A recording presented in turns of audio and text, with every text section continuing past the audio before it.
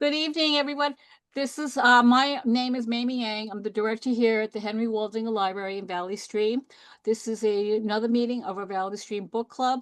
We have been doing this for over 5 years now, and we've been doing virtual because we have the added plus of having some of our authors come and speak to us. So today we do have a guest author. Her name is Joan Sung King. Mhm. And she's going to talk a little bit about herself, how she came to be writing this book, and then we'll have an opportunity to ask questions and try to get more in understanding about the book. Okay, Mhm. so I'm going to start pin it to Joan, and she'll let us know how she wrote her kind of Korean. Oh my gosh. So it's such a pleasure to meet you all virtually. So thank you for that introduction. I think it's honestly been this sounds so corny, but it's been a life journey. I feel as though I carried like the weight of my personal story with me my entire life.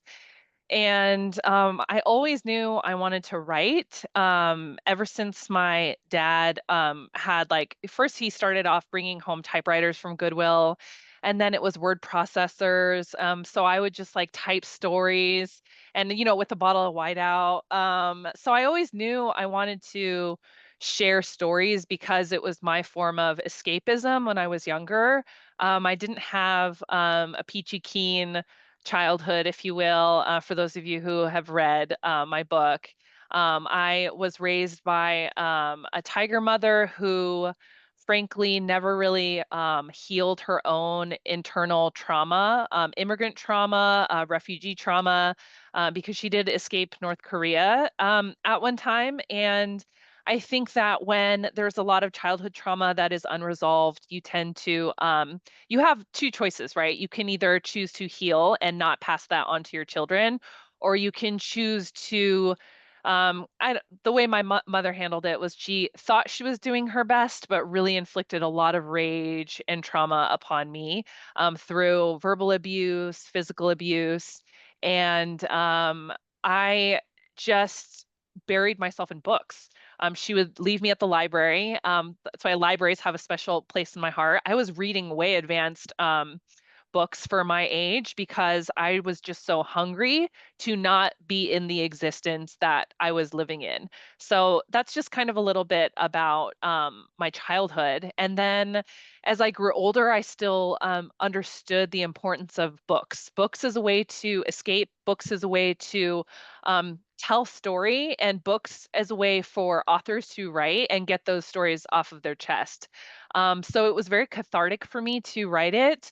I was actually a freshman in college when I wrote a chapter from this book. So I was 18 years old and wrote a section of this book. It was the section when I was working at Rite Aid.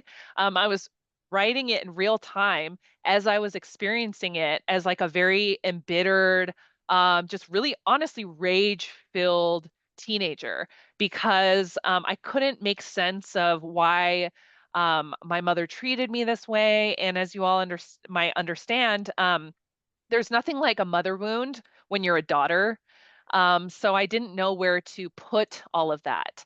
So as some of you may have already figured out, I was a little bit of a troublemaker because I felt as though I was misplaced. I felt like I was trying to figure out how to navigate a society that my parents really didn't equip me with any tools on how to navigate, especially as an Asian American woman.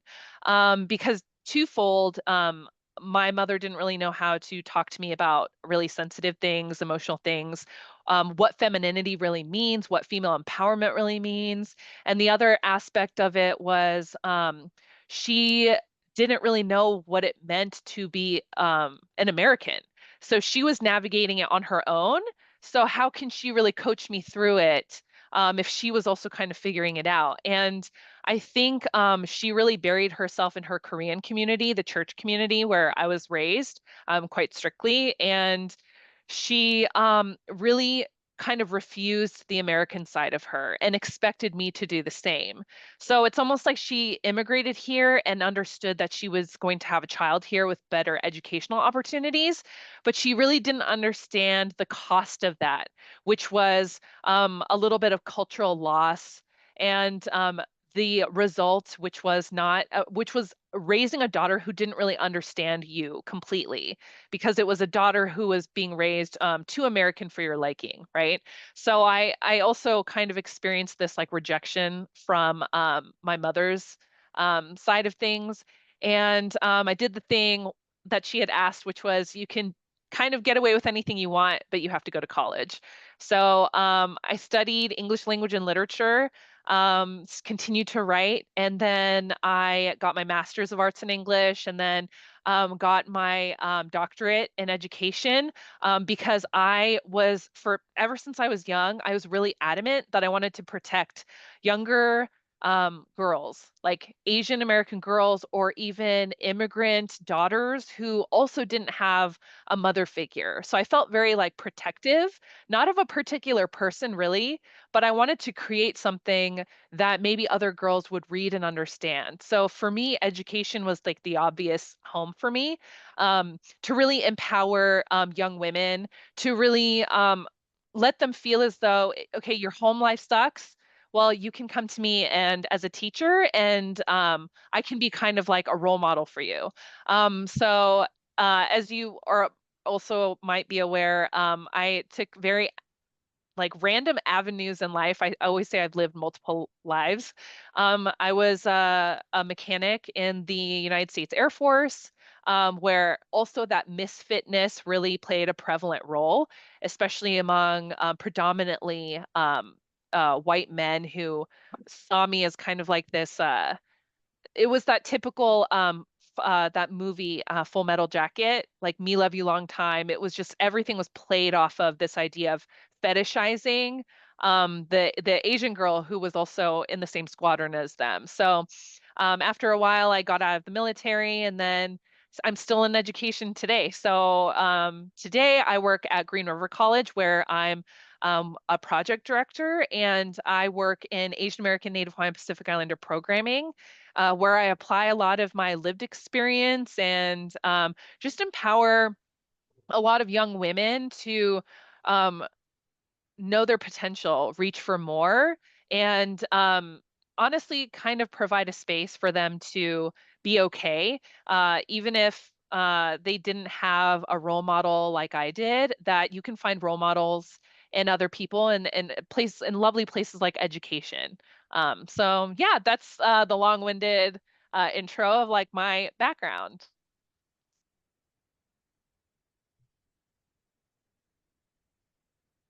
I have a question. A couple of things really struck me about your book, which was it was very engaging. Parts of it were very difficult to read. Mm, Not, you're a fine writer. It had nothing to do with how the book is constructed. It had more to do with the subject matter. You know, it was mm, very hard to read how you felt when you were growing up because of how, especially your mother treated you, and how that continued into your adulthood to a degree, although it sounded by the end of the book like things were somewhat evening out. mhm, They were never going to be Little Mary Sunshine kinds of things, but mhm, it did sound like your mother was. You describe a section where she apologized in her own way. mm, You describe a section where she described what your brother had experienced when she took him school shopping, and then she realized, I can't have this credit card debt. I can't do mm, this. And I, but one of the things that struck me was that a lot of what you wrote about are the kinds of things that one might reveal in, for example, psychotherapy. And you did mhm, talk about having a therapist. mhm, Um, and sometimes you reveal them in psychotherapy, but you don't reveal them anyplace else, either because they're too painful to deal with outside of that's safe room, or the room that's supposed to be safe at least, or because you don't want other people to know how you really feel about something. Mm-hmm. And so one of the things that came to mind at the end of this book was this is a published book. It's selling, it's out there, it's very readable. Have members of your family read your book, and have you had discussions about it with any of them?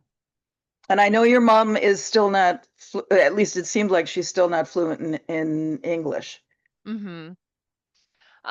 So interestingly enough, after the book was written, my brother actually passed away Oh, recently. And she reverted back to the mother I had when I was younger.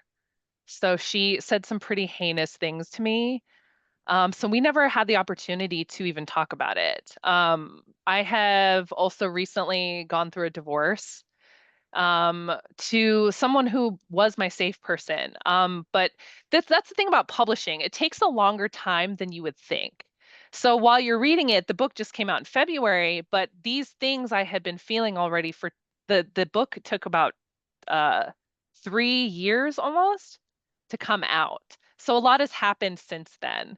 And one of those things is, in the book I wrote my ex-husband as kind of like the love of my life. And he was at the time. He became a safe person for me. He was the person I needed that phase in my life. But we did grow apart. And when I got divorced, my mother said, and my brother had died. Um, After even feeling the loss of a child, she said to me that she would rather I be dead than be divorced. And I think that this you, is not too you would rather you be dead than divorced? Mhm. Okay. Wow. And I think that I talked to my therapist about it, and she says it's quite common for when people who have experienced the traumas she's experienced, when they're triggered, they just lash out and they do revert back to an unhealthier mindset. And what we speculate is that she is now who she was when she lost her own brother, and that was a very unhealed, angry, very honestly, like very hateful woman, unfortunately. And I just, myself being a mother, I don't know what reality in which I would say such a thing to my own daughter. And after just having lost my brother, she felt the pain of the loss of a child, but yet that's what she said, that she would rather I be dead too than be divorced. So I guess the long answer to your question is we never unfortunately had the chance. And then my brother was the other family member who I wrote about, and very honestly, and we'll never get that chance either. Um, that's a very tragic answer to your question. Yes, it Um, is. yeah. So is your mother is still alive, or she just She doesn't she's communicate? still alive, but we are no contact. Mm. And we're choosing, or I am choosing to keep it that way. I know that she is managing her grief in her own way, and in a way I can forgive that because we're not our healthiest selves when we're triggered or when we experience loss. But I have experienced my fill of pain inflicted by her in my lifetime. And so I'm choosing to kind of protect myself. And my son is getting older too. And at what point will he experience? I don't want him to experience, I want him to remember who she was in the brief time that she was who she was. So yeah, she's reverted completely back to when I was the version of my mother when I was younger. Just very abusive. Yeah. Have you Yeah. had women from other cultures approach you and say how certain concepts in the book resonate to their not Asian but other culture experiences? Actually, yes. I have been really surprised by the number of Latina women who have written me to talk about, especially they talk about the shame that they felt about their parents growing up, because it was that pressure to, like, you need to look as American as possible, you need to pass as American as possible. And when we're, we talked about the fact that when we're younger, we don't understand that it's just wrong to think that way, that you can talk with an accent and you're still American. But when you're young, you get that message, it's very warped, and that manifests as shame. Like, I'm ashamed of my parents. And they talk about that and the regret that we've all felt as we grow older, because now we can look at our childhoods and be like, we didn't give our parents a fair shot in that sense. Um, so just being judgmental about our parents. And then also the pressure to just be as American as possible. And the low income experience resonated with a lot of immigrant readers as well. Oh, and also, honestly, biracial women have written me as well. They could be a different ethnicity, but they're half white, half whatever. And the feeling of displacement, the feeling of straddling two worlds, feeling not enough for one, not enough for the other, that's something that they felt really strongly resonated with them as well.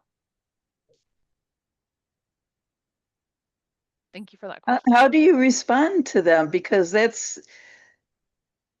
had a personal experience with someone who Mhm. faced the same thing, and it's so real, and It is. it is almost irreconcilable. How Mhm. do you respond to that when they raise the issue of I'm not one or the other, or I'm not enough one or enough of the other, or Yeah. however the person is experiencing it? I tell them that those feelings are a result of other people projecting upon them.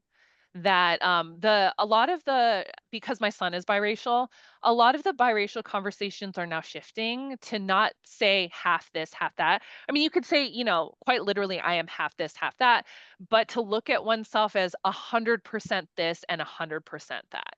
So I've had that conversation with my son as well. You're not half Korean. You're 100% Korean and you're 100% German. You're whole. You're not like partial of anything. You are whole.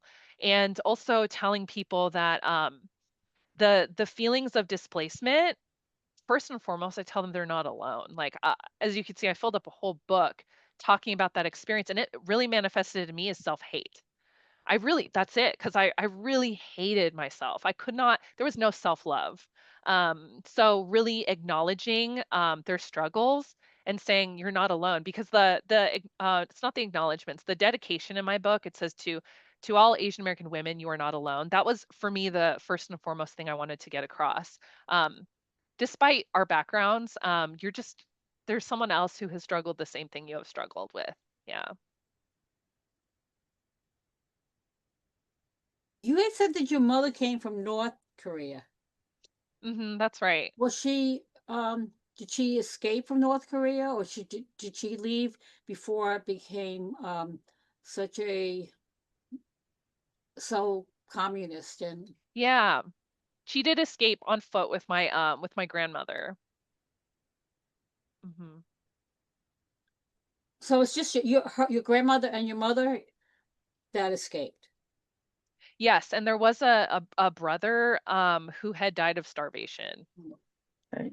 So I think when my brother passed, I think I again, speculation between my therapist and myself, but we think it must have brought up a lot for her um from that time. And because she escaped from North Korea, it might have really, well, it's all speculation, as you say. Hmm. It really may have colored how she took to coming to America versus Hmm. maybe if she had been from South Korea. I think that makes a huge difference. I have family. I'm American born Chinese, Hmm. but I have family members who came from China. They escaped from communist China. Uh, Mm. they tell the story how they were they got these big baskets and bushels, and they hid in them, and they floated across the Hong Kong harbor. Wow. She was really very brave. She was only about 16 when she did it, and that's her escape from communist China. So like that could really be something that shapes how you're going to treat your coming to America. She was very grateful. It's maybe sometimes people aren't that grateful. Yeah, and I think she really was navigating from a place of anytime if for those of you who have children, they get hurt, they experience some kind of loss, heartache, right? Um, there's like a nurturing that they're expecting. And I think with my mother, it was she was incapable because she was never taught those skills. And for her, it was always like, don't you know how much worse life could be Mhm. after all what she's experienced? So I was not ever allowed to cry. She became very she was beside herself. She would have fits of rage when I cried. So I was not allowed to cry. So that, and even today I still struggle. I don't like when people see me cry. And that's, a real act of vulnerability. It's a way to allow people into your heart. But yeah, my ex-husband used to call me the robot because I felt like I just nothing could move me because I was conditioned to never cry. Not quite as painful as your mother, but probably also very painful was the way you were treated by other Korean children, like the church Mm, children. yeah, I and mean, that's I know also kids are mean, but you know. Yeah, that's also that was also an uncommon or not uncommon experience. I've also talked to other Korean folks who have said I experienced the same thing from Korean churches specifically. It's there's a lot to unpack there even what's normalized in those not all but some Korean church communities is the more affluent children get the most approval and attention, and the bullying is it's pretty out of control. And the ones who are more affluent, they get more access to resources to help them assimilate. So whereas like, I grew up being so ashamed of the neighborhood I grew up in. I'd never have friends over. I didn't want people to see where I lived. I don't know if any of you have seen Pretty in Pink, where but yeah, like that movie, I'm just like, I don't want you to drop me off at my house.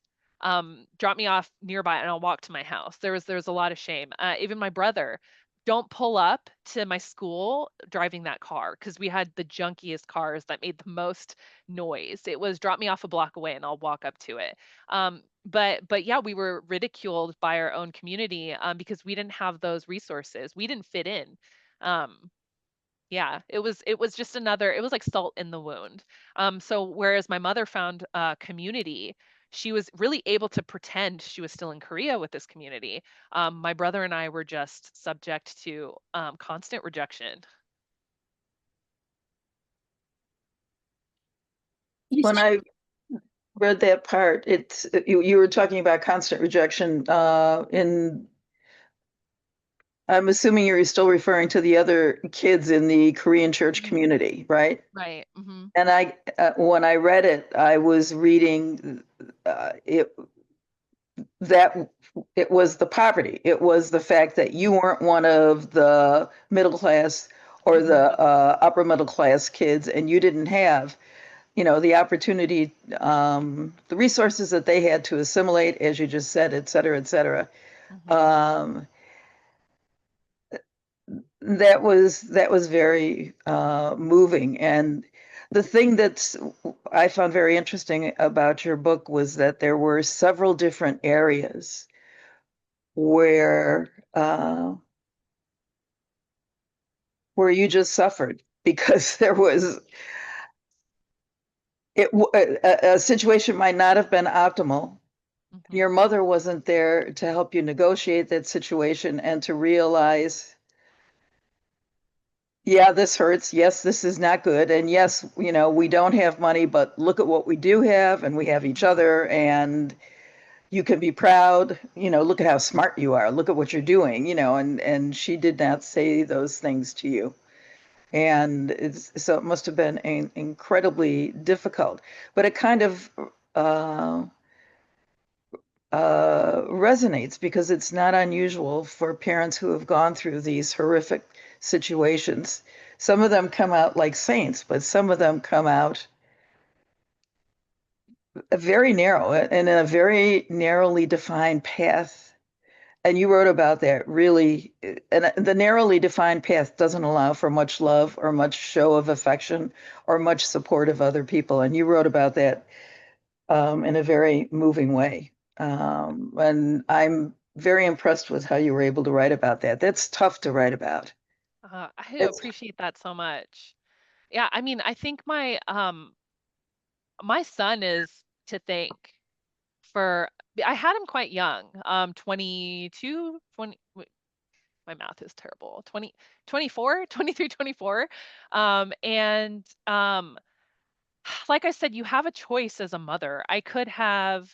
Um, I could feel like the anger here. And especially when there were moments where I don't want to say I was triggered, but I'd be inflamed.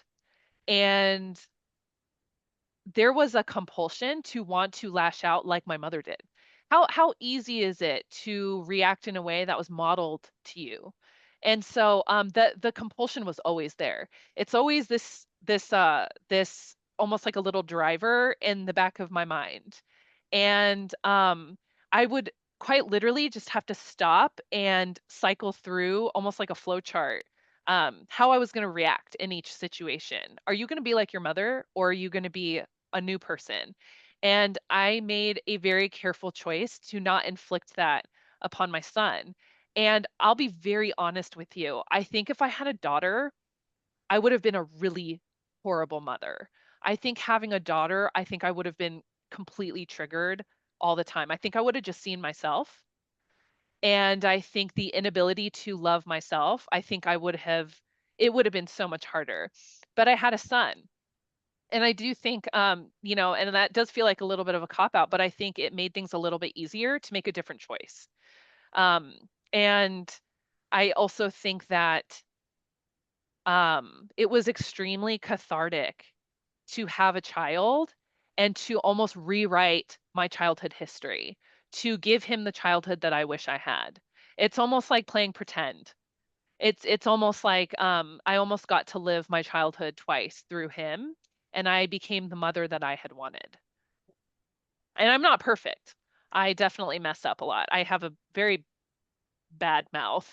If I drop something in the kitchen, I'll like say a curse word, and then I hear from, upstairs, "Mom, language." Like, I'm not a perfect mother by any means. I am, sometimes I can be really cranky, but I won't raise a hand on him. And he jokes with me. I never joked with my mother. She used to say to me, this is not even true, but she used to say to me, Koreans don't joke.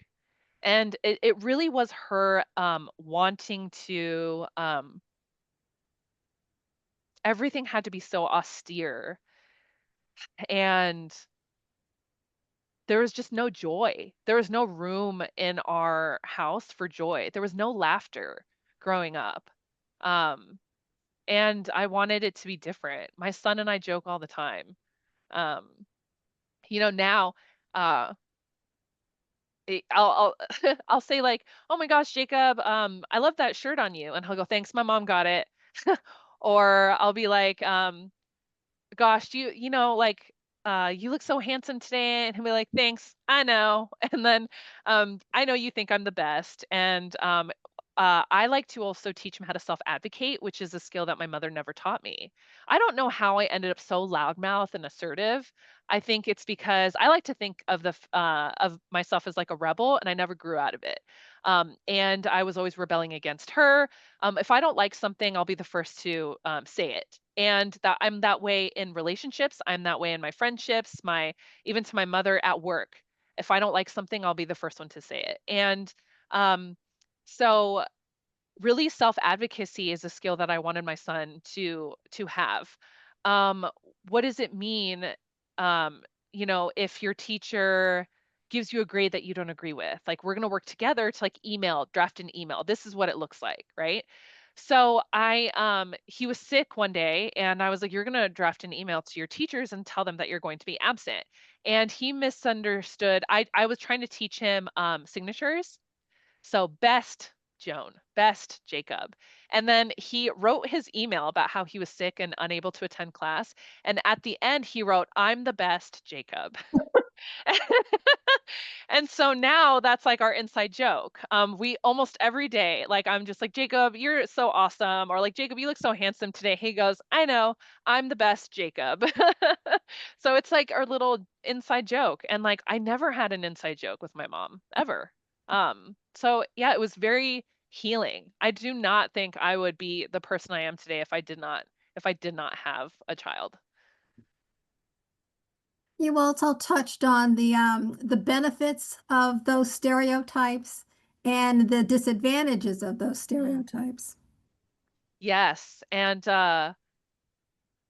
trying to make sense of that. Even the number of times I was able to wriggle out of a sticky place with police officers if they ever raided a party for underage drinking. I just somehow managed, like, oh, I'm so innocent. Like, I don't know how I got here. And police officers would be like, just sneak out the back door.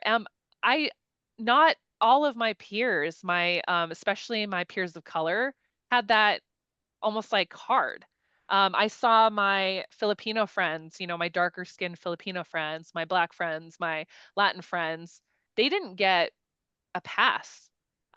So in that sense, like colorism completely played a very strong role.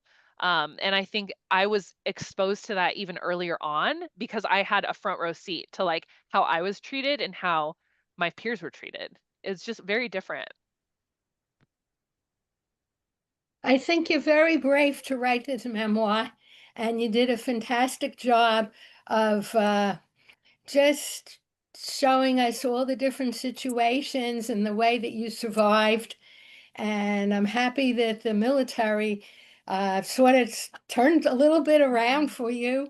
And now you're in much better shape writing books and speaking. And I wish you just lots of love and progress going through your life.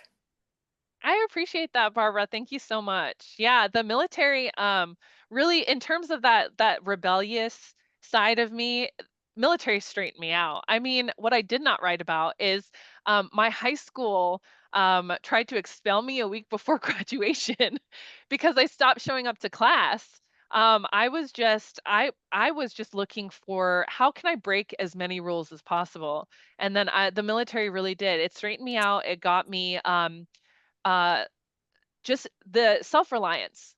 Um, this is like, I didn't really know how to clean or like do laundry or like make a bed. The military will teach you all that. They'll teach you how to fold your underwear, And so I got life skills and yeah, the self-reliance piece from the military. I don't, just like I said, I've lived multiple lives, but each life was so important to shaping um, who I am today. Just like someone who is, I'm never going to be completely healed, but just someone who is on her feet.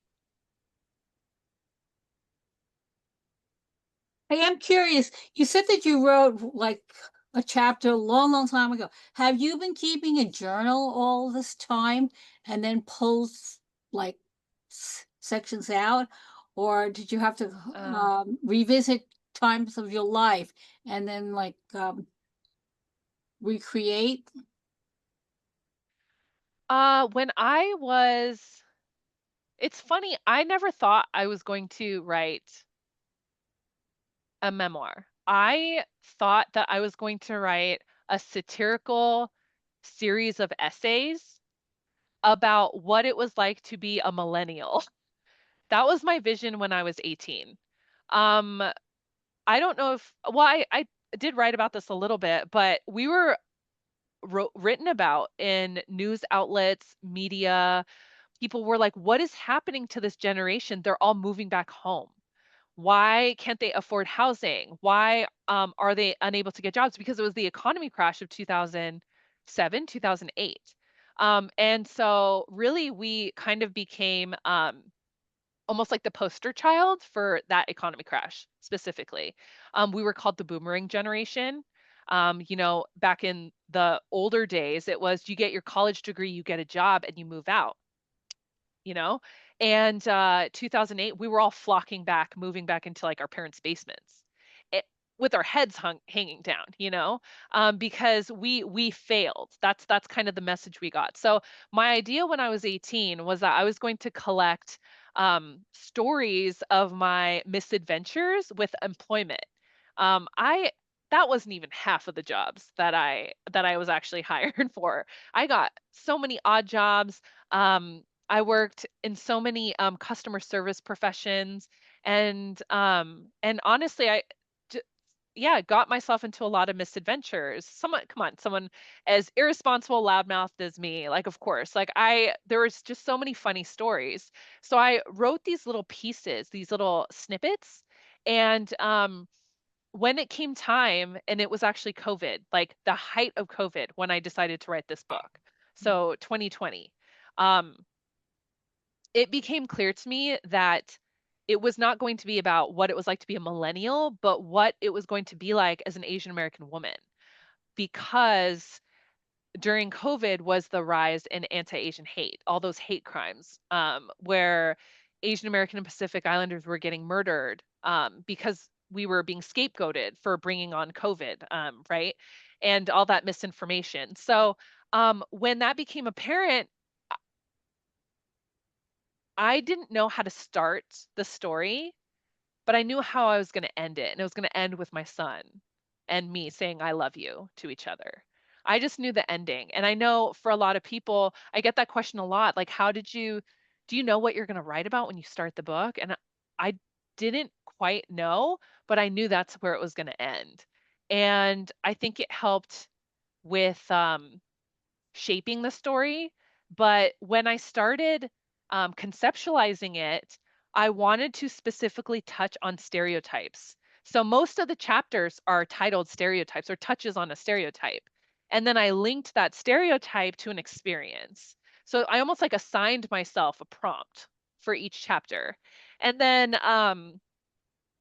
I had to at some point talk about what it was like as a millennial who had just graduated college. And that's when I started pulling those old bits that I wrote when I thought that's what I was going to write about.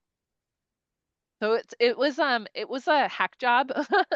It was a little bit of Frankensteining. But that Rite Aid chapter, I barely edited it. That was what I wrote when I was 18.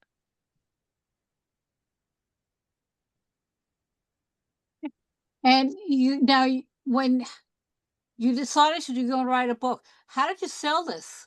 I mean, uh, Oh, that's a big problem. Yeah. Do you mean like how did I get it published, or how do I actually sell copies? No, Like, you got an agent, and what was like? no, I didn't actually get an agent. Oh, okay. Do you know what happened? I must have pitched to like 60 agents. And the problem with publishing is there's a real lack of diversity in publishing. So a lot of the agents are well, yeah, most of the agents are white. And when I started getting rejection letters, um, so they're white, but they're also looking for obviously what's marketable. Marketable, i.e., what's popular. What would appeal to a wide audience.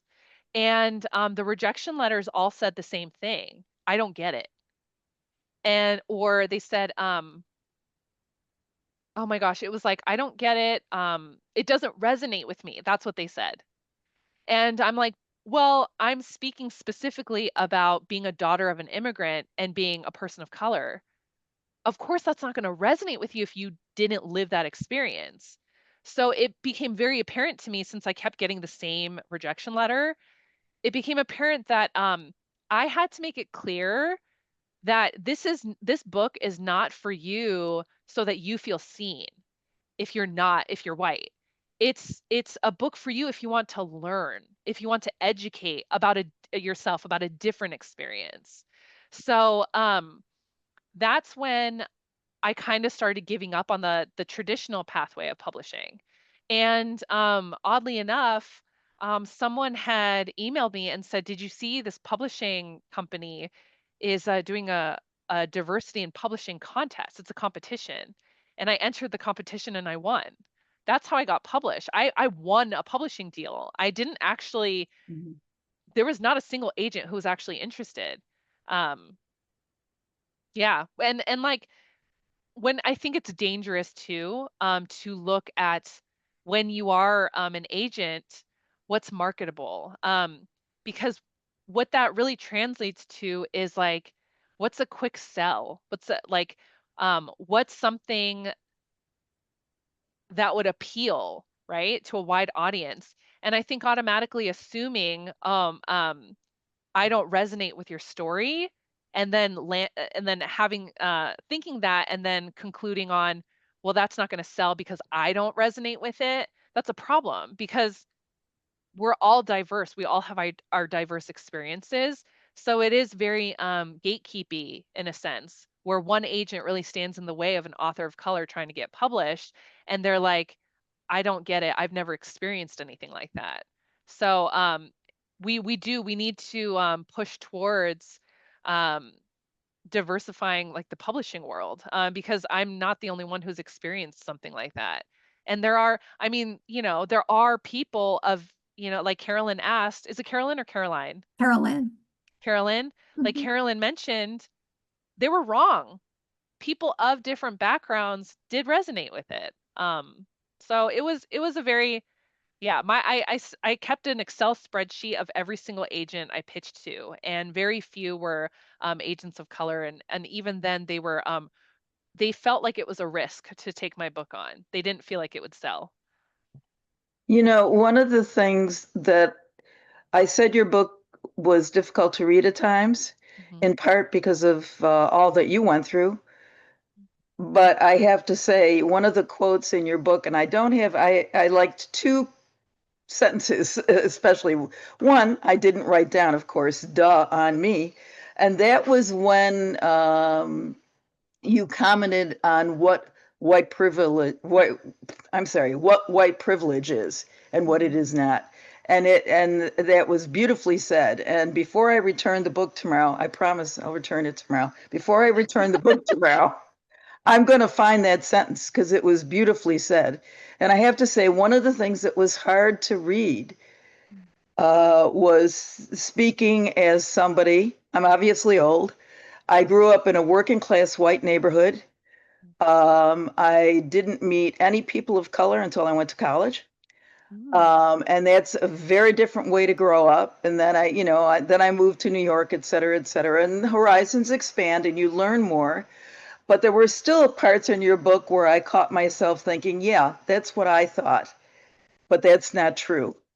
And it's embarrassing to confess that, but that's the case. And that's why these books are necessary. You don't write these books for people like me to become more woke. On the other hand, when I read books like these, it exposes me to stuff that I may not be so, no matter, I mean, now I lived in the city for a long time and then I moved out here. Mhm. So I'm exposed to more and it's different now, but it is these kinds of books that make a difference in my head. I have to tell you, in my head and in my soul. They're hard to read because I see, pardon my French, holy shit, I never even thought of that. I never even perceived that. But they are meaningful because of that. The other quote That's that beautiful. I'm sorry, go ahead. No, I was gonna say, Susan, you just made my day. Thank you so much. I'm very touched. I don't know. Sometimes I think it's almost insulting to say that to an author because you don't write it for the purposes of bringing a 75-year-old lady closer to the light. You don't, but I feel like I get there somewhat, or I get a little closer. The other quote that I really liked was something that your mom said, which was, because at the end of the day, the scorpion always does what a scorpion does, even at the cost of its own life, which is why it's so important to be able to advocate for who you are and what you need. And you know, I admire the fact that you're dealing with that with your son now. It's not easy. Yeah, And it's and you not. have to be cognizant of it, you know, when you are parenting someone, to help them to do that. Right. So, Yeah, I think, oh, go ahead, yes, go go ahead. ahead. No, Oh, I no, I just, was just gonna say, you know, part of it, I wrote part of it because I didn't want women to feel alone. I also partly wrote it for people who were curious though. Like, are you, like, if you've never lived anything like this, are you curious? I'm going to invite you into my world. And the other part of it, the reason why I wrote it is because I had to. Like I said way early on in this meeting, the weight of the story, it was quite heavy. And I'm only 38, but I felt like it was killing me. I felt like I was being crushed by having this story just like weighing on my soul. I had to just like get it off. So I wrote it for me equally. You know, I think it's important. I always think it's important to read books about someone other than yourself or someone who looks different than you do, because we live in such a divisive world. Everything is working to divide us. Hmm. And when you read about someone from a different culture or who's had a different experience and you find common ground, that's the only way to sort of rise above all the influences that are dividing us. Hmm. is there a second book? I mean, you've put some, Oh, I mean, you put so much into this. Now, is there a possibility of a second book? Or you gonna, but you have a background in writing, or you're just gonna go totally different? I have continued to write like short pieces, essays. I don't know if I have it. You know, okay, I'll say this. When I retire, I will write more books. I don't know. It I don't know if I was only able to write this book because the world was shut down during COVID. Um, and I sat down and I just like, it was July when I started, and it was the July after we were self-isolating. And I was just like sitting in a pool of my own sweat and like barely eating. And like I didn't even get up. And I just like jammed that story out because that's how desperate it was to get out. Um, I don't have that kind of time now. I have been toying with taking some like a week off of work and just sitting down and writing. Um, but yeah, I haven't thought that far ahead. I think though, um, publishing is interesting. It becomes first it's a labor of love and then it becomes business, right? It's just sales, pushing sales. And it felt a little, that's not really who I am. That's not why I wrote it. I didn't write it to make a lot of money off of it. I wrote it because I want people to read it. I want it to change lives. I want the little girl who you know who feels like she doesn't quite fit in anywhere. I want that teenage girl to like pick it up, read it, and feel like she's worth something when she's never heard that before. So I have extra copies of my book and I actually put them in little free libraries around my city. I don't care if I'm losing 20 bucks or whatever. I just want people to read it. Yeah, for me the impact is not financial, but the work of publishing is very financially oriented. So I think that the next book I write, it has to be more lighthearted. I am toying with the idea of a romance novel instead, more of like a drama romance novel. I think I don't think I have it in me to write another book about trauma. because I think that while it was very healing to write about and get it off my chest, to have to revisit your trauma, especially during the editing process, to have to revisit your trauma when you're not in that headspace, it was It was challenging. challenging.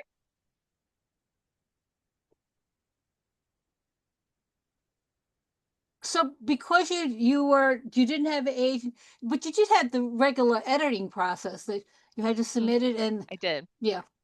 So it was still a lot of work to get to Oh this my stage. gosh. Yeah.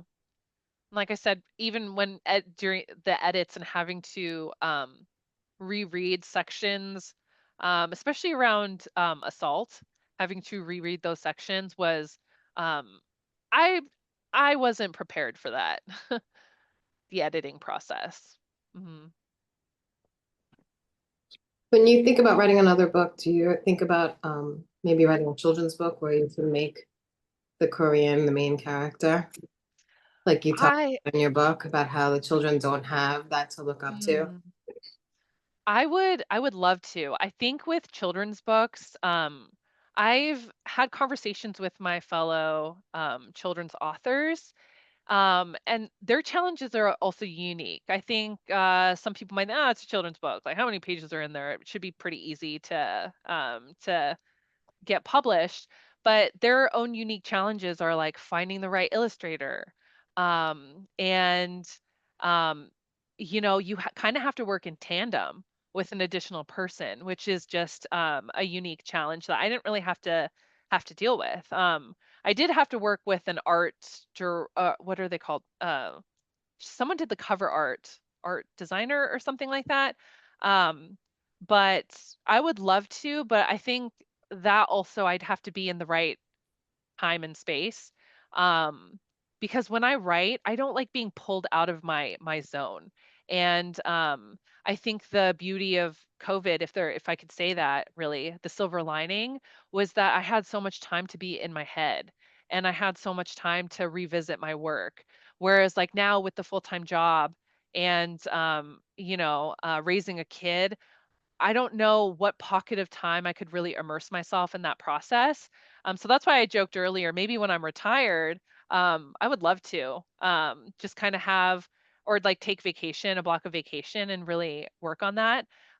But yeah, speaking to working with an additional person in tandem, that process was also interesting. So my cover had 7 designs, and we were told you can provide one edit or like two edits and that's it, because they didn't want authors nitpicking. And as you can imagine, that happens. And I got all of the illustrations, and the designer had designed all the covers Japanese. Um, and I had to write back and be like, I'm Korean. Mhm. These images are not Mhm. me. You got, and I think that's also again speaks to the need for diversity in publishing. And I don't just mean agents. I mean people were designing the covers. Yeah, that was a tough email to write because I didn't want to offend anyone, but I was like, I have to advocate for myself here. There is no way this book can go to print with a Japanese cover when it's about a Korean story. And then so that also it took some educating on my behalf to be like, this is why this isn't appropriate. This is, like we're not just monolithic. Japanese are not Koreans, Koreans are not Japanese. And yeah, it was that entire process was very eye-opening. So the long-winded response to that is I would love to write a children's book or a second book, but it was so much more than I had anticipated, the publishing process.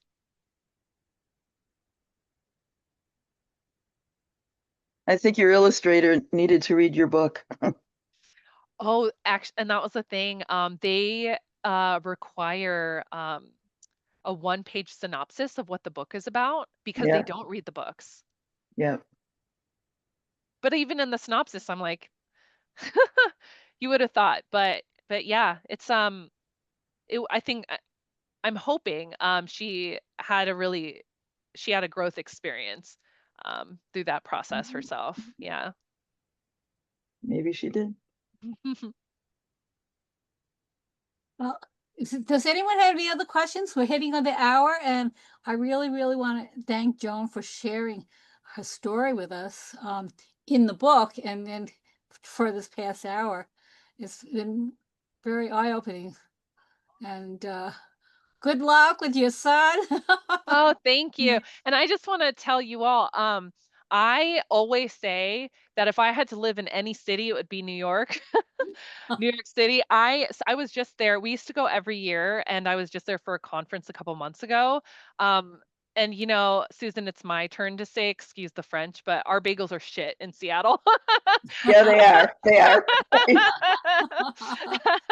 So yeah, I'm always raving about New York City. I just something about it. I was explaining to someone else because people always think I'm an East Coaster. They think I'm a New Yorker. And they're like, it's the way you communicate. You're so assertive, straightforward. You don't pull, you Mhm. don't sugarcoat things. And my friends were all teasing me at this conference because of the way I was walking down the street. They were moseying and all the New Yorkers were getting pissed off. And I was just like, what are you doing? I'm like, get off your phone and walk. And they were just like taking selfies, like, oh, look at this New York pigeon. I'm gonna stop and take a photo. And I was telling them it's because the New York City culture is so similar to Korean culture. So Korean culture, we have something called pali pali culture. It means hurry, hurry culture. So people always joke with me because they say, Joan, why do you walk so fast? Why do you always walk like you're marching off to war? And I always joke, I'm like, that's why I'm meant for New York City. Yeah. I'm just like bam, bam, bam. Like I just like don't mess about. And yeah, our right now, our office is experiencing an evaluation from a contractor, and she just flew in from New York, and she's just like, I don't understand how you're not from the city. And I'm like, I know. Mhm. But yeah, Korean culture, pali pali culture. But Yeah, hurry, hurry. Well, thank you so much for joining us. And I know that we won't be looking for a book next year. Okay? Sometimes the authors say yeah, they have something in the works, and we keep an eye open it. But I will keep you in mind for the future, though. And I just want to tell my group that we will be meeting again in September. It's the book that we're going to be doing is called "The Mystery of a Crooked Man," and the books will be ready after Labor Day. So thank you again, Joan. Have a good evening, everybody. Enjoy your Labor Bye. Day.